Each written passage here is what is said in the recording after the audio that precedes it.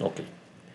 Bueno, entonces les decía, la práctica para esta noche, hasta el final del día pueden entregar. Em, Vamos a retomar en este momento lo que estábamos mostrando la clase anterior. Me había quedado en el análisis, me parece, de cortantes y momentos. Vamos a terminar el ejercicio de la losa combinada, de la zapata combinada. A ver, vamos a ver dónde estábamos.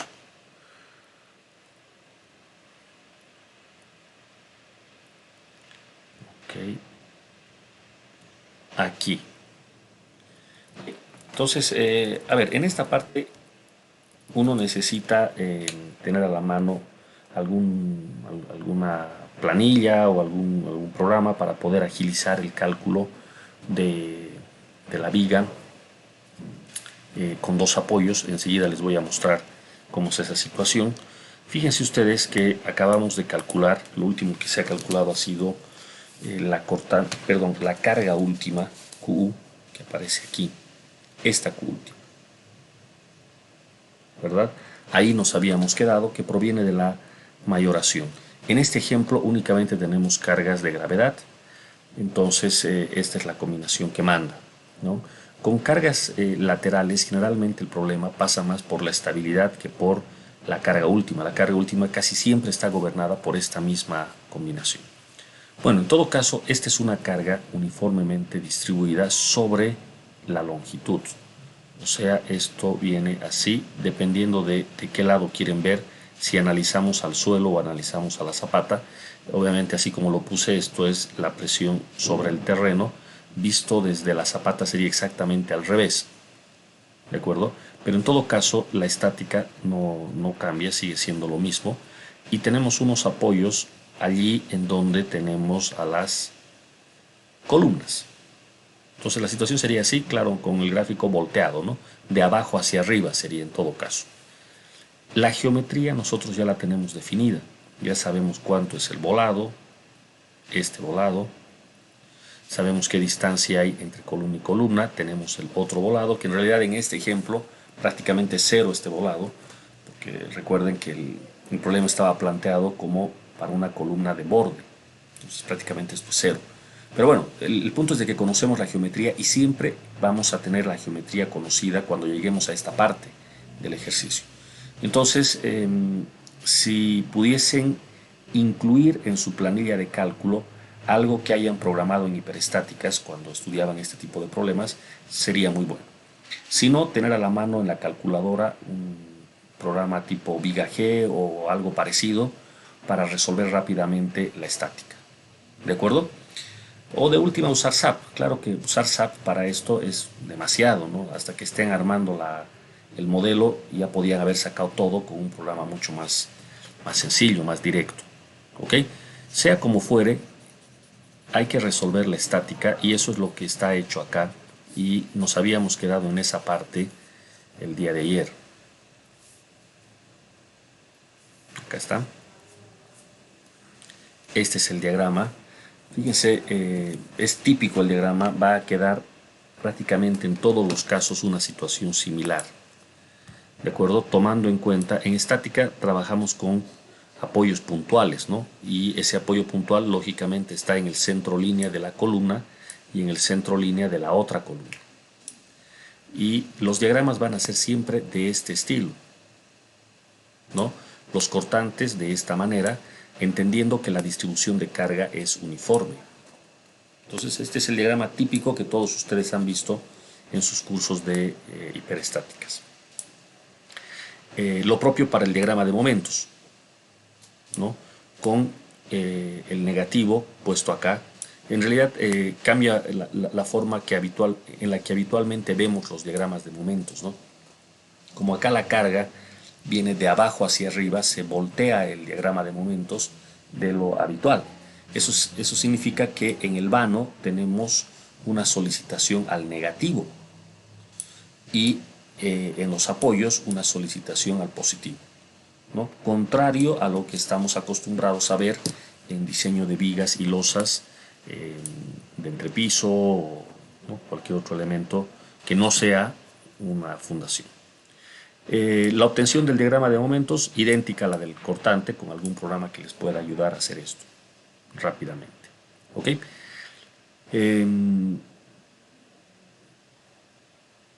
Una vez conocidos los valores sobre el centro línea, lo que hay que hacer es, por geometría, utilizando triángulos semejantes en el caso del cortante, que se presta para eso, y utilizando la ecuación del diagrama de momentos, en el caso de los momentos, se obtienen cortantes y momentos en las caras de las columnas. Entonces, acá tenemos una columna de 450 milímetros. El cortante que nos interesa tiene que estar sobre la cara en ambos casos. ¿De acuerdo? Entonces pueden ver ustedes, el momento en el centro línea es de 1235, perdón, el cortante, 1235 kilonewtons, pero sobre la cara de la columna se reduce a 1026. Lo propio aquí arriba, 1544 en el centro línea, pero sobre la cara de la columna a 1312. ¿Cómo se ha calculado esto? Con proporcionalidad de triángulos. Es bastante sencillo hacer eso. O si disponen de la ecuación de los cortantes, más fácil todavía obtener en el lugar requerido, en este caso la cara de la columna. En el diagrama de momentos lo mismo, exactamente la misma situación. Este momento de 42 kilonewton metro, por ejemplo, es un momento muy grande, no es con el que se diseña. El momento con el que se diseña es el que está en la cara de la columna, que es más chico, ¿no? Bueno, acá en la cara de la columna, de hecho, fíjense que el momento hasta cambia de signo, como pueden ver. Aquí teníamos 42 del lado positivo y acá tenemos 213, pero del lado negativo, alcanzando el valor más alto acá, en 781, como se puede ver en la figura. Lo propio del otro lado, sobre el eje 506, pero en la cara de la columna 149 y 289. ¿De acuerdo? Bueno, entonces este problema de estática hay que salvarlo con alguno de los procedimientos que ustedes ya conocen, muchos, para resolver esto a mano, con programas, con calculadora, como ustedes quieran. Aquí la nota que muestra el texto. Los cortantes han sido tomados en las caras exterior e interior de las columnas, ¿no? En las caras de las columnas, mejor dicho, exterior e interior respectivamente. Y los momentos flectores lo propio, en las caras de las columnas exterior e interior. Bueno, esos momentos ya tenemos, y el resto del procedimiento es básicamente lo mismo. ¿A qué me refiero con lo mismo? Otra vez hay que chequear cortante. El corte nosotros en una zapata aislada lo verificamos en una y dos direcciones. En una zapata combinada, el corte en una dirección es insignificante. Entonces, básicamente lo que se revisa es el corte en dos direcciones. Y eso es lo que tenemos verificado acá como primera verificación al corte. Luego se hace el diseño para flexión. Luego se verifican las barras de transferencia y se hace todo el cálculo de longitudes de desarrollo para todos los refuerzos. ¿De acuerdo? Ese es el cálculo. Pero, ¿qué es lo que cambia? Si ustedes se acuerdan, para el corte en dos direcciones, también llamado corte por punzonamiento, se necesita un área crítica en donde calcular ese cortante. Esto, reitero, cuando uno calcula a mano. Cuando uno calcula con ayuda del programa, pues esto es mucho más sencillo. El programa calcula el cortante básicamente sobre cualquier punto donde nosotros nos situemos. Esa es la ganancia del método numérico. Mientras que acá estamos obligados a escoger, según indica la norma, el área crítica, ¿no? Esa zona crítica en donde el cortante es máximo. Si no hay problemas en esa zona, pues garantizamos que en el resto de la zapata tampoco va a haber. Entonces, fíjense esta figura por acá. Claramente estamos viendo a la columna exterior, ¿de acuerdo? Por acá, a ver, vayamos leyendo lo que dice. El diseño de la zapata combinada debe satisfacer los requerimientos del capítulo 8 para diseño de losas en dos direcciones, ¿no? Eso ya lo hemos visto, ya no losas en una dirección. Entonces hacemos el chequeo de la de la resistencia al cortante en dos direcciones para ambas columnas. Ambas columnas. Acá la figura muestra claramente a la columna exterior, la que está en el límite de propiedad en este ejemplo.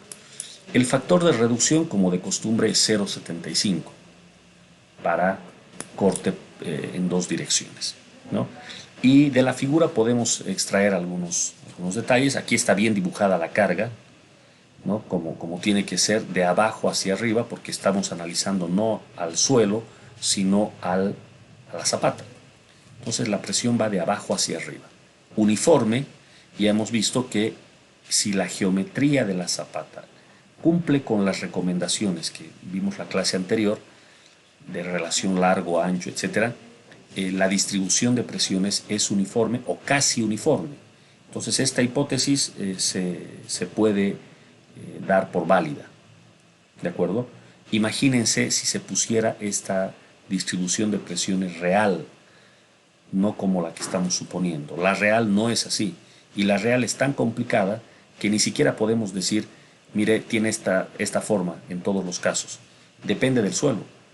Como ayer les decía, si es granular, si es cohesivo, etc. Y bueno, ya está. Vamos a tomar esta hipótesis de presión uniforme, que es lo que indica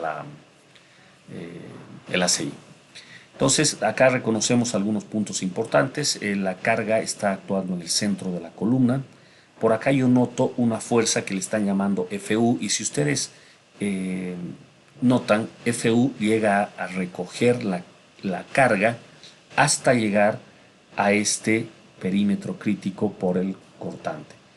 ¿De acuerdo? Y este perímetro crítico, si vamos a la figura que está abajo, es el mismo perímetro que hemos estado considerando en los casos de zapata aislada o de zapata corrida. ¿De acuerdo? Aquí está el perímetro. Fíjense, quizás por aquí podríamos empezar. La columna tiene lados C1 y C2 y el perímetro vamos a definirlo con estas dimensiones B minúscula 1 y B minúscula 2. El B2 es el más fácil de reconocer porque llega a ser la dimensión de la columna más D medios arriba y D medios abajo, o sea, en total D. Tal cual analizamos en zapatas aisladas. Recordemos que en este sentido, en el sentido vertical, vamos a decir en esta figura, no tenemos problema alguno. Los problemas se dan en la dirección horizontal, ¿no? Entonces, en esta dirección nos extendemos sin mayor dificultad porque la columna prácticamente actúa sola, ¿no? Tenemos la influencia de una sola columna a lo largo de esta sección en la vertical. En cambio, en la dirección horizontal es donde interactúan las dos columnas, donde se nota que estamos con una zapata combinada. Y eso se nota acá, ¿no? Desde la cara de la columna, de esta que tiene dimensión C1, desde esta cara, deberíamos poner simplemente D medios hasta el perímetro crítico. Pero fíjense cómo se complica aquí un poco el cálculo.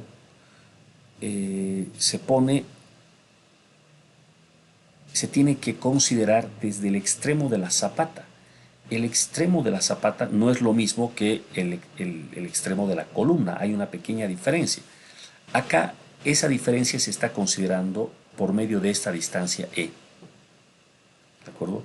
Que aparece de esta manera. Fíjense, entonces la distancia B1 sería igual a E, esto, hasta el eje de la columna, más C1 medios, es decir, la mitad de la columna, más D medios. Ahora recién el D medios, y esto es debido, reitero, a que tenemos el efecto de este pequeño volado a la izquierda.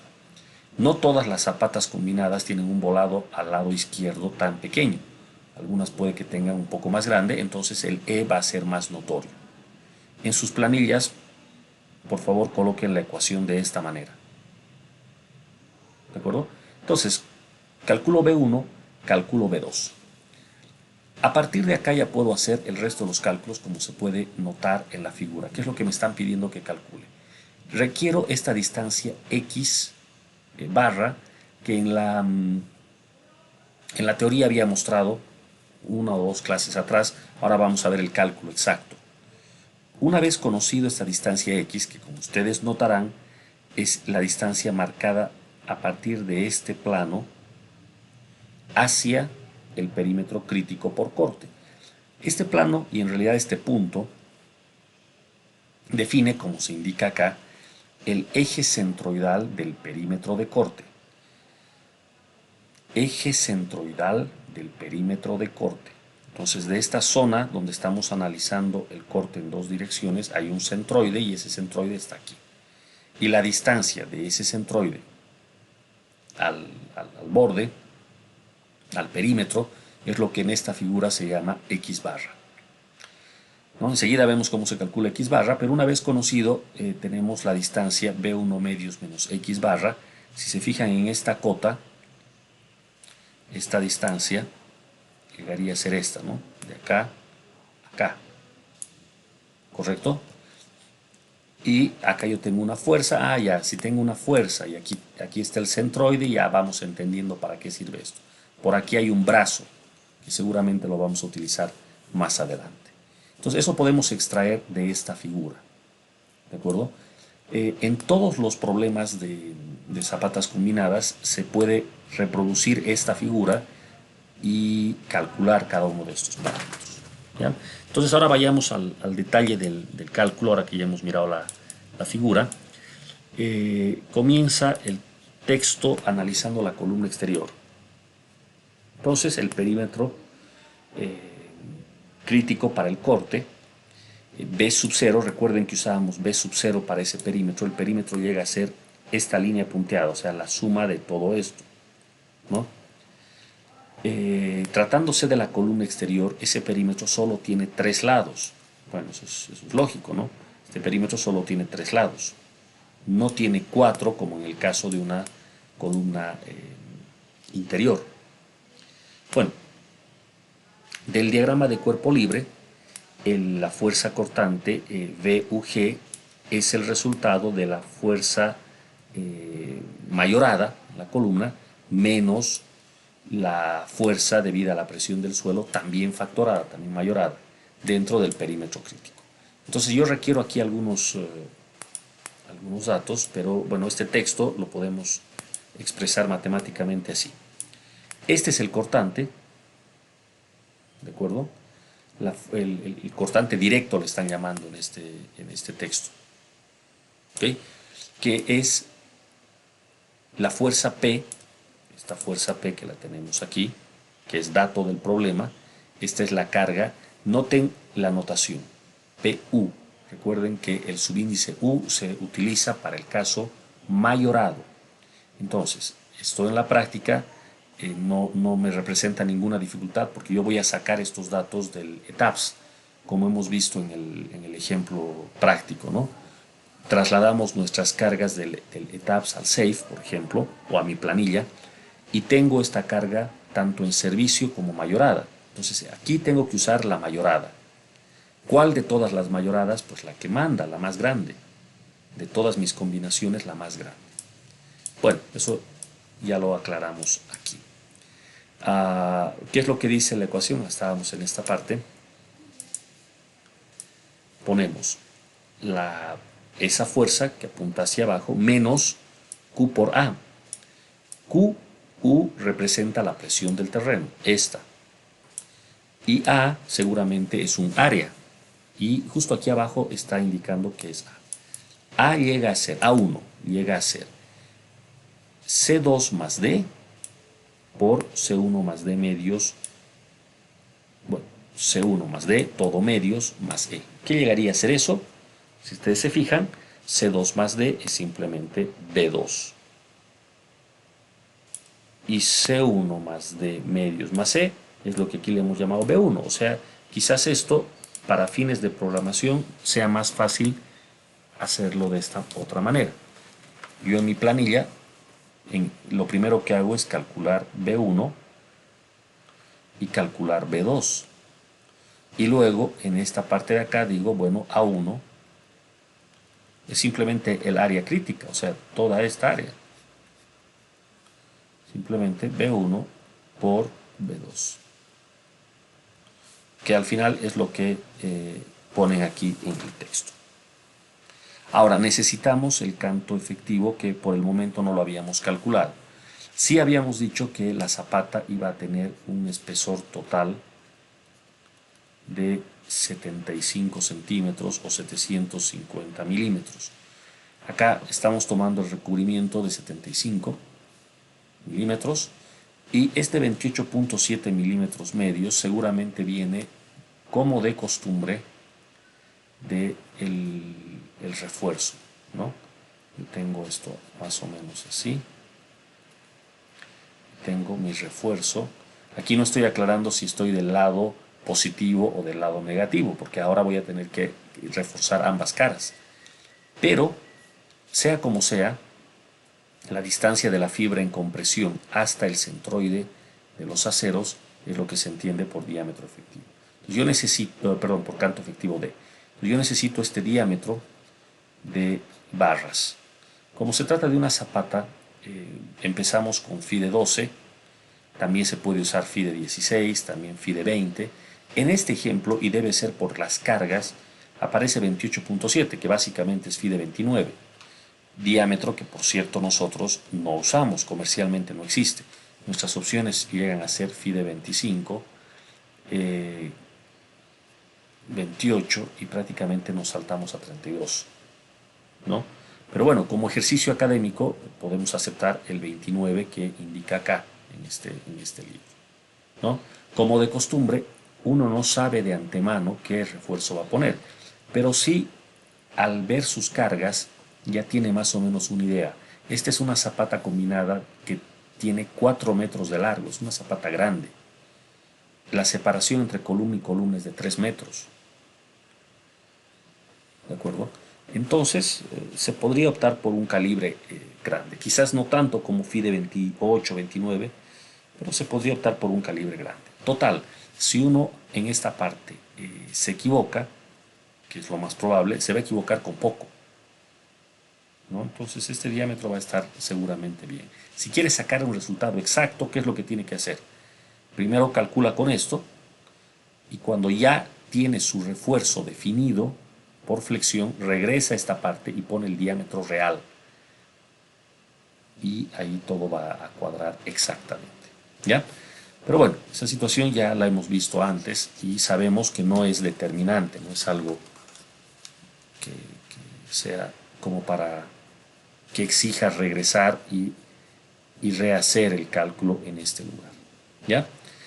Entonces tenemos el diámetro,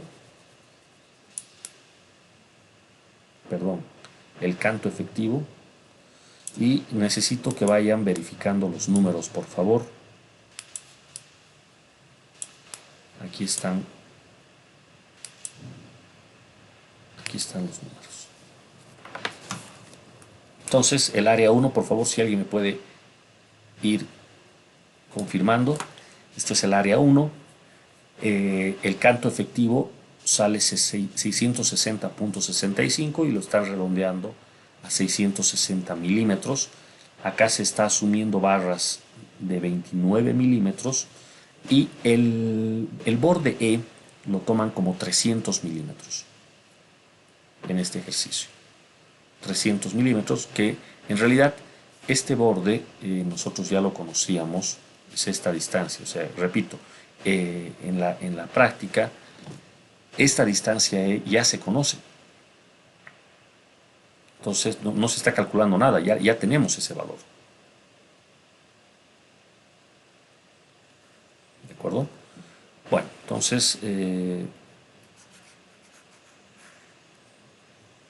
podemos con esto calcular exactamente toda esta primera parte, el área, el canto efectivo. Con esto podemos pasar al cálculo de este cortante. Para eso requerimos previamente mayorar nuestra carga. Entonces esta carga D1 y L1 eran datos, recuerden, 667 y 445, esto eran datos de partida. Cuando nosotros hacemos este cálculo, la verdad es de que no necesitamos esta mayoración porque esto lo extraemos del ETABS, ya viene mayorado, no necesitamos calcular. Pero podemos colocar en nuestra planilla suponiendo que solamente hemos copiado del ETABS nuestra carga de servicio muerta y viva, entonces la mayoramos. Muy bien, la fuerza simplemente Q, que viene por unidad de área, multiplicada por el área, ¿no? Dando estos 347 kilonewtons. Eso es FU, que llega a ser simplemente el producto de la presión por el área. Este Q ya lo teníamos antes. El 1000 que vemos acá, lógicamente viene solo de las unidades, de la conversión de unidades y nada más, ¿no? Entonces, por ejemplo, acá el 366 tiene que ser este Q y lo podemos revisar acá.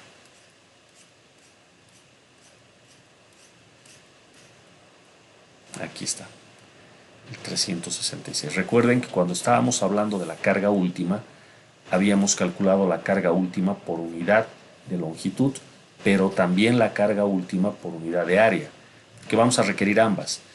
Y bueno, en este texto a las dos las llama QU, QU. Para fines de programación ustedes van a tener que ponerle aquí una seña, al menos yo le pondría así, no sé, QU lineal y Q superficial o como le quieran llamar, pero obviamente son dos distintas. ¿Cuál estamos usando en esta verificación? La superficial, la 366. ¿Ya? Entonces,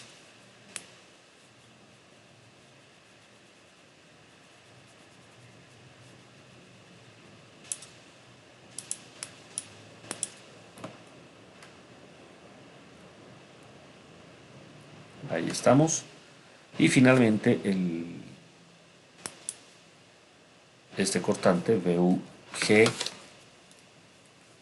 que aquí estamos viendo que es simplemente la resta. Es lógico, ¿no? PU apunta hacia abajo y la otra está yendo hacia arriba. ¿Cuánto es el neto? Es esta resta. Y eso da 1165. Ahora sí, por favor alguien verifíqueme los números si está todo bien.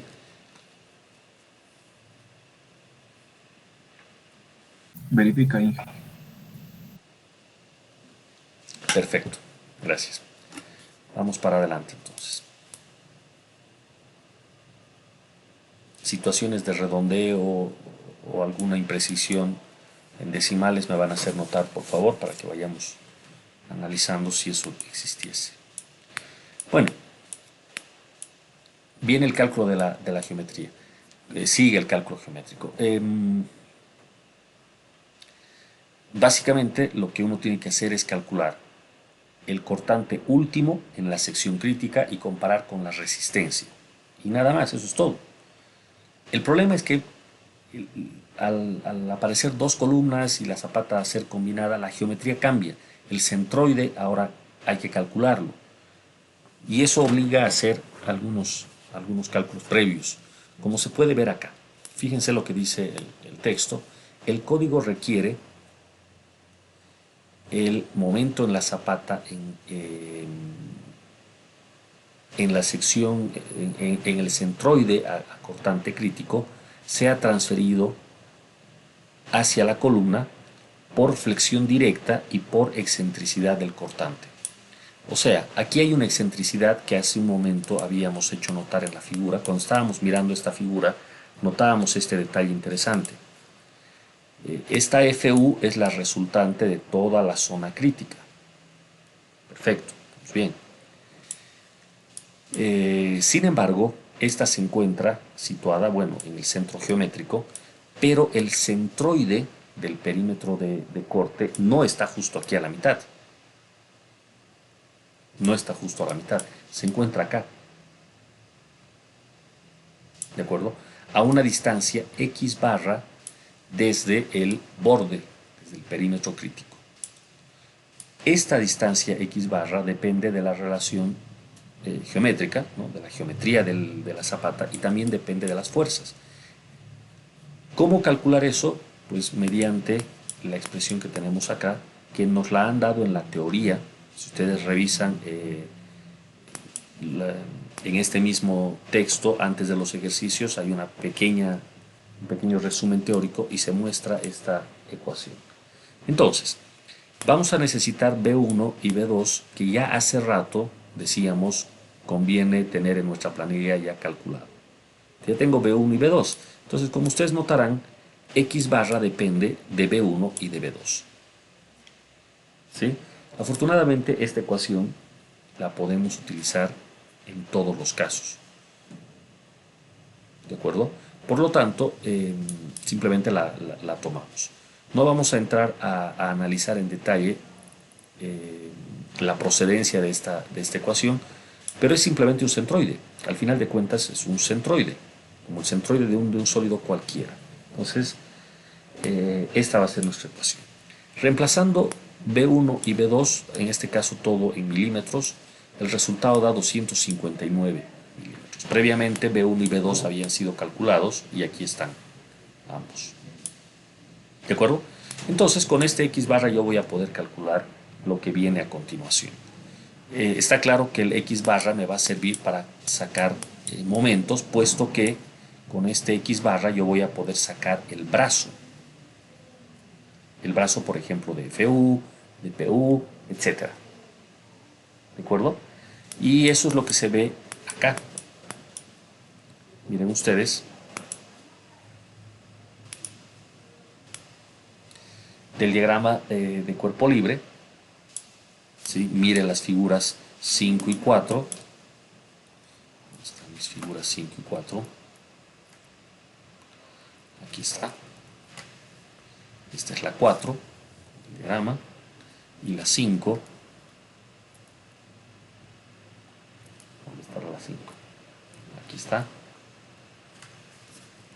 Diagrama de fuerzas, ¿no? Un diagrama de cuerpo libre. Aquí está un poco más limpio el diagrama, y ya habiendo introducido los valores. A ver, esto está muy interesante.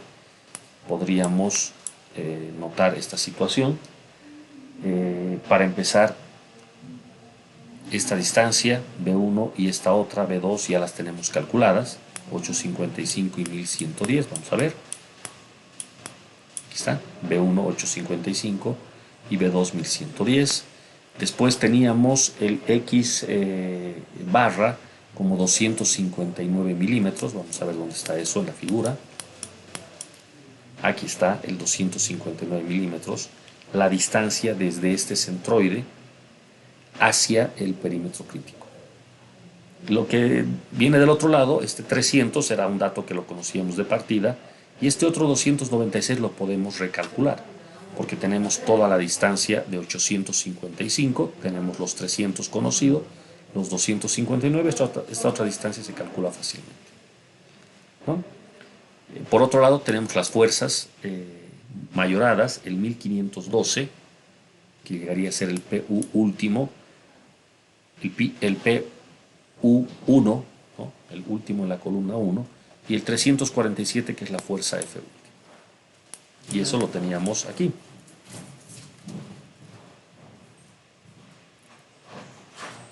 Aquí está. El valor de FU 347 y el PU 1502. O sea, este mismo diagrama, que es genérico, este que está aquí, ahora lo tenemos acá ya con los datos específicos para este problema. Mucho más limpio, mucho más entendible lo que se va a hacer. Bueno, con esta figura en mente, por favor, con esta figura en mente, vamos a revisar los cálculos. Entonces, ¿qué es lo que nos dice? Del diagrama de cuerpo libre, sumando la carga mayorada en la columna y la fuerza debida a la presión del terreno sobre el centroide de la sección crítica, tenemos este momento. O sea, básicamente, fuerza por brazo y fuerza por brazo. La fuerza PU por su brazo, menos, porque actúa en sentido contrario, la fuerza FU por su brazo. Como esta ecuación se va a generar siempre, porque las cargas, PU siempre va a apuntar hacia abajo y proveniente de la columna. FU siempre va a ser la presión del suelo hacia la zapata, de abajo hacia arriba. Por suerte, esta ecuación la podemos utilizar en todos los casos. Lo que va a cambiar de cálculo a cálculo va a ser la geometría. Entonces ya ahora por razones de tiempo ya no voy a mirar la procedencia, pero es bastante lógico, ¿verdad? Simplemente fuerza por brazo y fuerza por brazo. Reemplazando los valores numéricos, acá nos queda un momento de 389,82 kilonewtons milímetro. Ojo con las unidades. Por el otro lado, tenemos acá el esfuerzo acortante máximo, ¿sí? Debido al corte directo y debido al corte por la transferencia de momentos. Bueno, cuando hablamos de corte, la verdad es de que debe ser el esfuerzo más complicado y peor si hay problemas de torsión y cosas de ese estilo. Acá no hay torsión, pero sí hay el efecto de una transferencia de esfuerzos debido a momento que ocasiona que el cortante se incremente. El cortante en su forma más básica, el corte directo, es fuerza entre área. La fuerza cortante ya la tengo calculada. Hace un rato hemos calculado. Simplemente era la resultante de la fuerza que apuntaba hacia abajo, la total PU, menos la fuerza FU apuntando hacia arriba. Eso es básicamente esta fuerza. El área es el área crítica. El área de la zona crítica al cortante, que no es nada más que B sub 0, o sea, el perímetro crítico por D, como en zapatas aisladas. O sea, esta parte era la que siempre se usaba. La novedad está en que acá, debido al momento, se genera un esfuerzo de corte adicional. Esto está bien explicado en esta parte del código, ¿de acuerdo?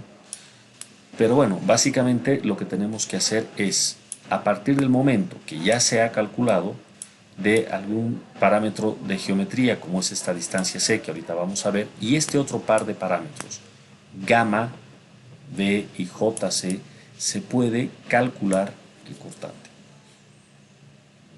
¿De acuerdo? Son parámetros geométricos. Por ejemplo, el JC es el momento de inercia para el perímetro al corte y depende de todo lo que estamos viendo acá. Es una ecuación que luce sofisticada, ¿no? Como todo momento de inercia, producto de inercia, etc. En este caso, este momento. Pero depende únicamente de B1, que ya tengo calculado, B2, que ya tengo calculado, el canto efectivo D, que ya lo conozco, y la distancia X barra, que también ya conozco. O sea, aquí, si se dan cuenta, la clave es X barra. Una vez conocida esta distancia, pues esta ecuación, que es un poco sofisticada, como cualquier momento de inercia de una figura compuesta, pero lo bueno es que tengo que ponerle en mi planilla una sola vez, chequear que funcione. En este caso tiene que dar en milímetros a la cuarta, 1.909, ¿de acuerdo? Y nada más. Listo, nunca más vuelvo a hacer este cálculo. No considerar este efecto sería una equivocación, como vamos a ver ahora mismo con los valores numéricos. ¿De acuerdo? Entonces el esfuerzo al cortante último no se debe solo al corte directo, sino además a la contribución debida al momento efector.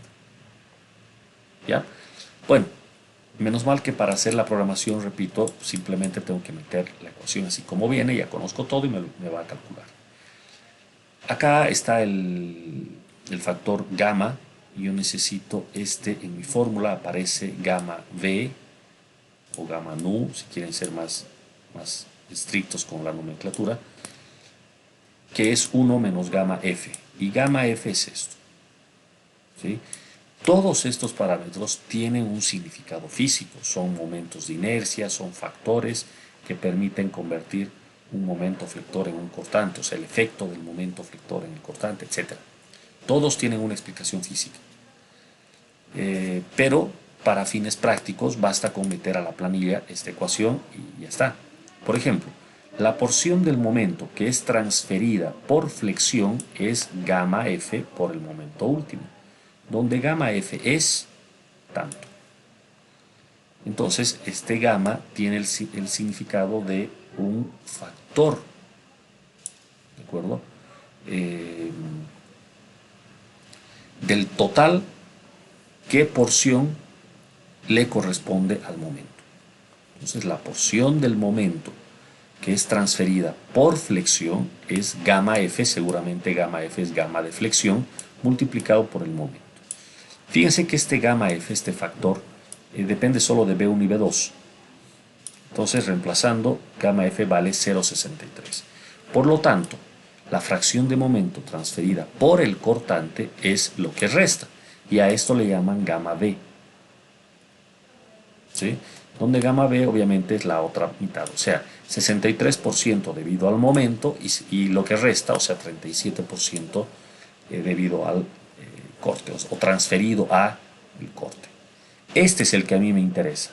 Y este gamma B, que termina siendo 0,37, es el que aparece acá. Entonces las cosas tienen mucho más sentido, ¿no?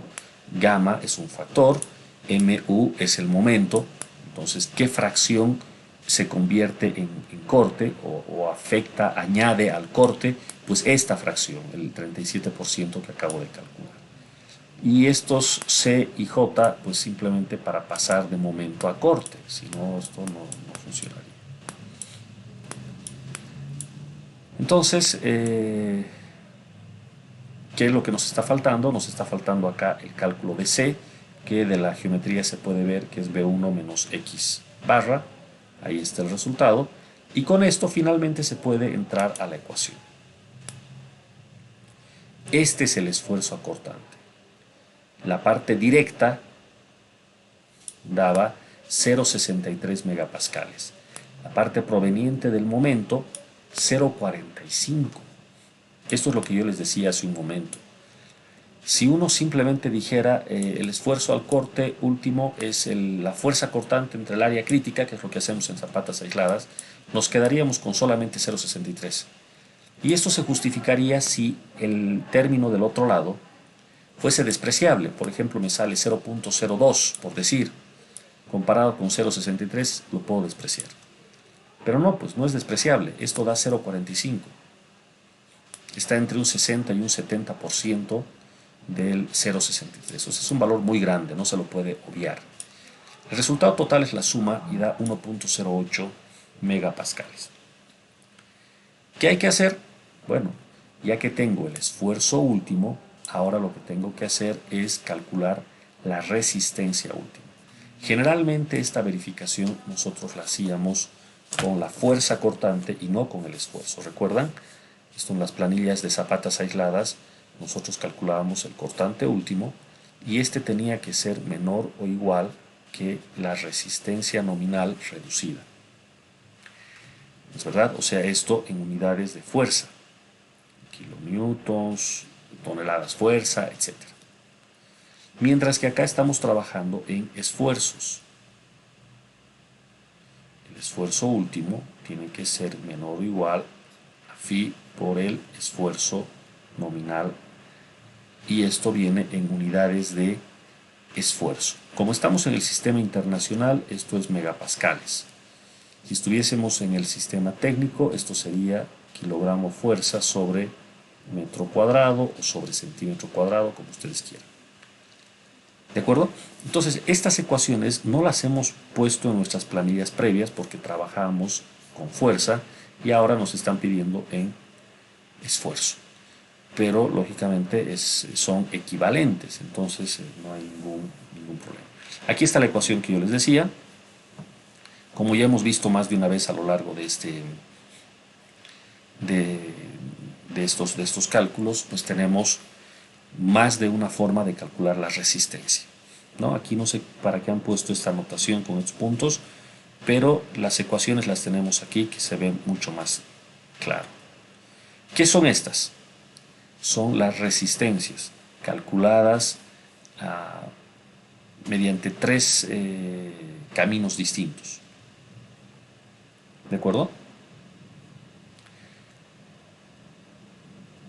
¿Qué es lo que prima aquí? Saco la resistencia por esta primera ecuación. donde tengo alfa S, B sub 0, D. ¿No es verdad? Nos estaría faltando aquí el alfa S. ¿Alguien podría reconocer de qué cosa es este alfa S? Viendo esta nuestra ecuación.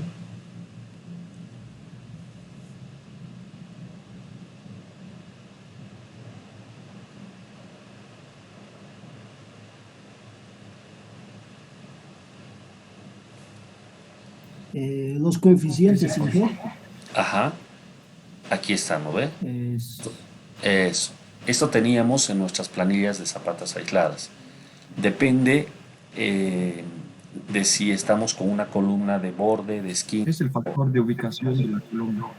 Eso es, exactamente. Entonces, en este ejercicio, esta columna es una columna de borde, por lo tanto, alfa S vale 30. Aquí está el 30, ese es el alfa S. Bueno, D y B sub 0 ya lo tenía, así es que no tengo mayor inconveniente en calcular. Y el resultado me está dando 2.7. Esta sería la resistencia utilizando la primera ecuación. Vamos a la segunda ecuación. En la segunda ecuación tenemos esto, 0,17. Esto viene de las simplemente las unidades. 1 más 2 por beta. ¿Qué era beta? ¿Quién se acuerda? Era la relación de C1 entre C2. Exacto, beta depende de las columnas, de la columna, ¿no? En este caso es una columna cuadrada, entonces beta vale 1. Bueno, el cálculo de la resistencia por este segundo camino conduce a 0,51. Vean ustedes qué enorme diferencia. Y esto, por estas cosas es que el código le pone tanto factor de seguridad al cortante. Hay un margen de incertidumbre importante aquí. ¿Cómo es posible que calculando por un lado me salga 2.7 y calculando por el otro me salga 0.51? Son demasiado distintos estos dos. Y de paso viene aquí la tercera condición, que el tercer valor que hay que poner es directamente 0.33, sin calcular. Entonces tengo que comparar entre estos tres, son resistencias. ¿Cuál voy a poner? ¿Resistencia 2.7, resistencia 0.51 o resistencia 0.33? Lógicamente el más bajo, pues. Por el lado de la seguridad yo tengo que irme a la hipótesis más baja. La resistencia es 0.33. Entonces, como indica aquí nuestra planilla, 0.33 es lo que controla. ¿De acuerdo? Entonces, esta partecita sí tienen que programarla de nuevo porque, repito, en nuestras planillas previas teníamos esto en fuerza y no en esfuerzo, ¿no? Pero bueno, ya está, es la misma lógica. Entonces, ahora que tenemos nuestra... A ver. Un segundito.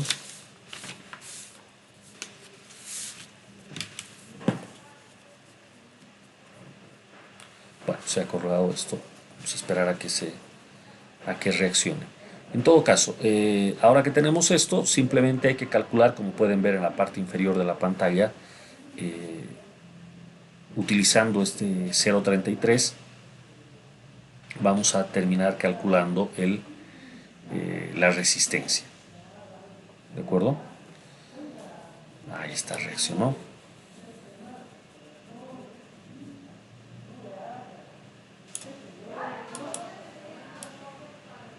Ahí está. Entonces el último cálculo ya era sencillo. Estaba acá. Simplemente calculo la resistencia, ¿no? Ahora que ya sé que es el 0.33 el que debo de considerar, ¿no? Multiplicado por lambda por F'C, que es lo que indica acá la fórmula.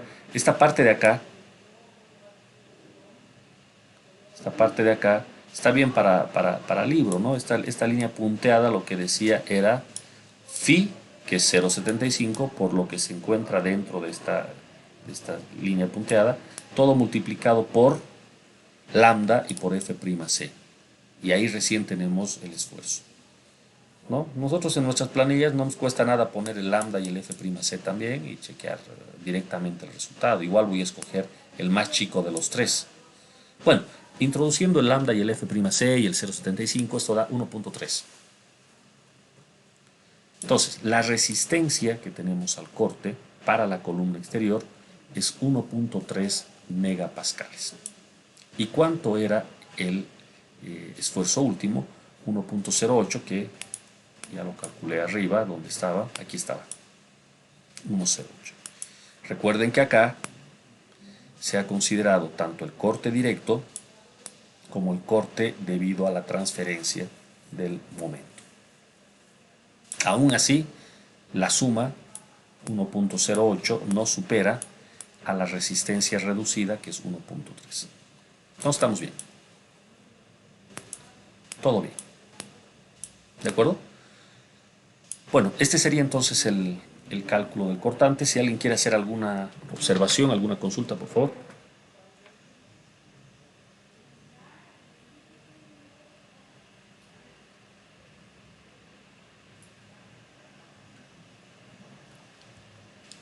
Ok. Sigamos adelante. Como tenemos dos columnas, bueno, ahora el trabajo hay que llevarlo a la columna interior.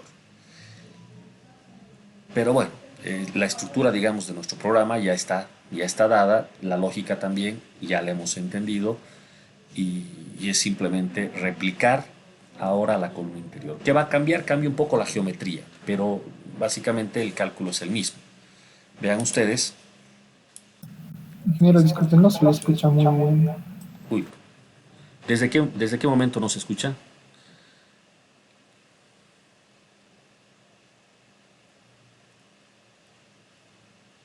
Hola, hola. Hola, ¿se escucha?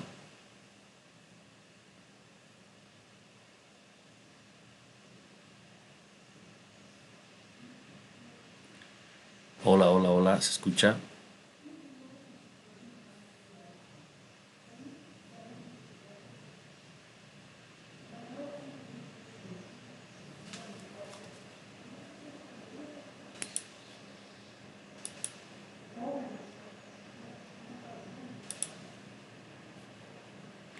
A ver, les voy a dejar un mensaje acá.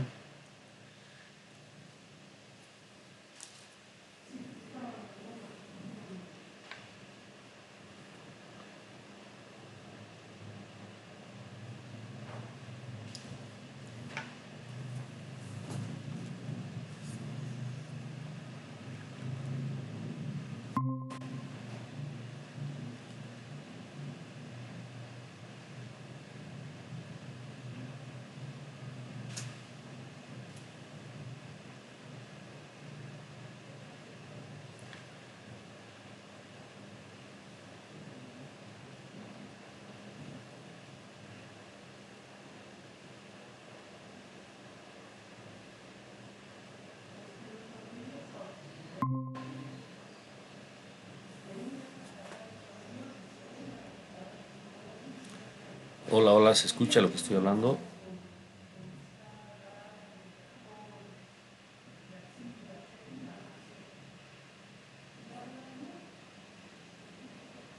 Sí, Sí, Ahora sí.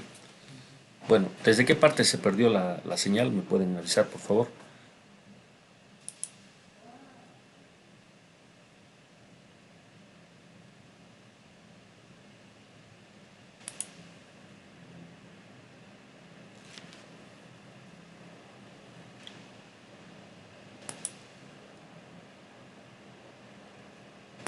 Hola, ¿se escucha?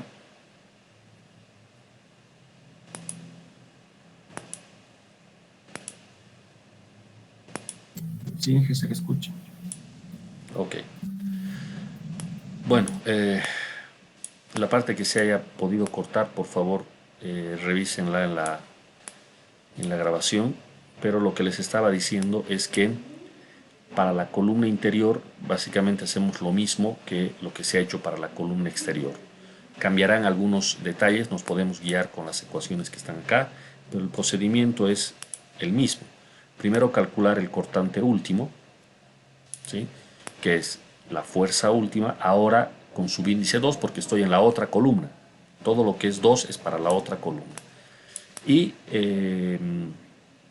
vean ahora que cambia la ecuación acá, y es porque la columna interior se parece más a lo que teníamos en las zapatas aisladas. Esto es lo que conocíamos en la zapata aislada.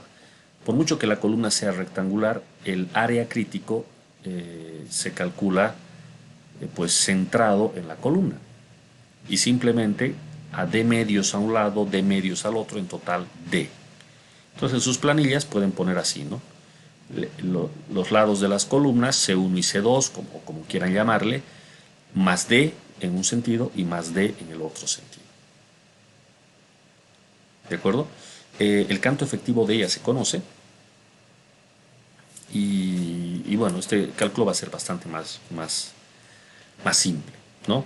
Aquí está en la figura los 750 milímetros de espesor de la zapata, el canto efectivo 660, que ya lo hemos calculado antes, y bueno, la superficie está de falla, esta línea punteada, con los 45 grados que habitualmente utilizamos. ¿De acuerdo? Bueno, ya está. Aquí aparece el PU1, el PU2. Este PU2 está calculado acá de la manera habitual. ¿De acuerdo? Y entonces el cortante U simplemente viene de esta manera. Esto está en unidades de fuerza. El perímetro, más sencillo, 4 veces el lado, porque tengo un cuadrado. Si fuese la columna rectangular, esto sería el perímetro de un rectángulo, ¿no? En este caso 4640. Y las ecuaciones para el corte, aquí sí se las ve mejor. Al otro lado, en la otra página había algún problema en la impresión. En todo caso, aquí se ve mejor, son las mismas ecuaciones exactamente iguales a las de hace rato, con la pequeña diferencia de que al reemplazar alfa S ya no ponemos 30, sino ponemos 40, porque estamos ante una columna interior. Acá podemos ver los cálculos, todo tal como se ha visto anteriormente. ¿Qué es lo que se va a hacer? Pues de estas 3 resistencias nos vamos a quedar con la más grande. Aquí yo veo que por un lado me queda 0,51, del otro lado me queda 0,64, y el valor más chico que exige el código es 0,33. De esos 3, ¿con cuál me quedo? Pues con el más bajo. Multiplicado por phi, que sigue siendo 0,75, aquí lo pueden ver, y lambda F'C, lambda sigue siendo 1, y la resistencia en este ejemplo es de 28 megapascales. Bueno, esto me da 1.3. ¿De acuerdo? Y por cómo se ven las cosas en este sector de la planilla, pues se está utilizando la fuerza cortante y no así el esfuerzo. Y eso es porque como acá estamos en algo más parecido a nuestra primera planilla, esto está más fácil, ¿no? Esta fuerza cortante ya la teníamos.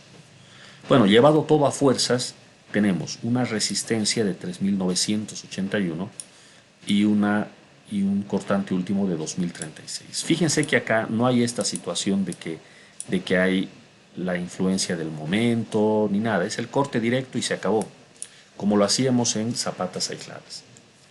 La razón, bueno, que esta columna ocasiona un corte que se encuentra, bueno, distribuido simétricamente, como se puede ver acá.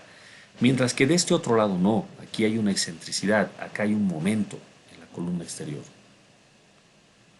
¿no? De hecho, una de las razones por las que se hacen estas zapatas combinadas es para lidiar con esta excentricidad cabalmente.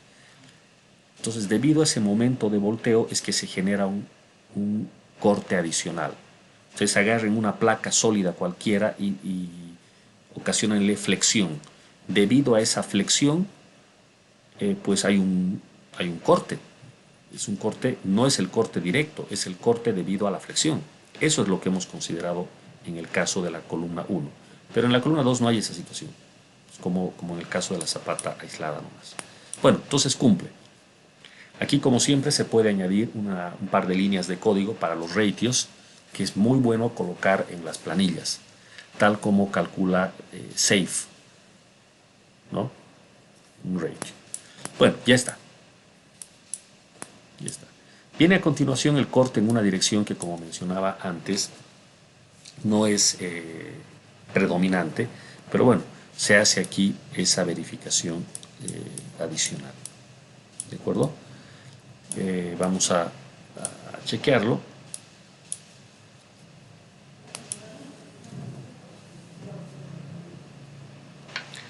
¿Se está escuchando bien o hay alguna interrupción ahora?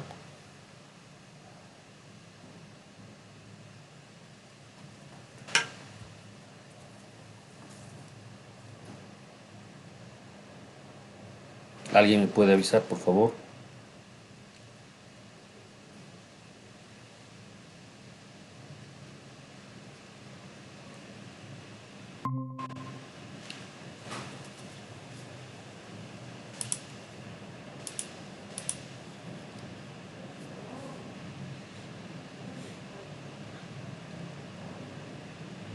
Bueno, parece que otra vez ha habido una interrupción. A ver, ¿alguien me puede avisar si se escucha bien?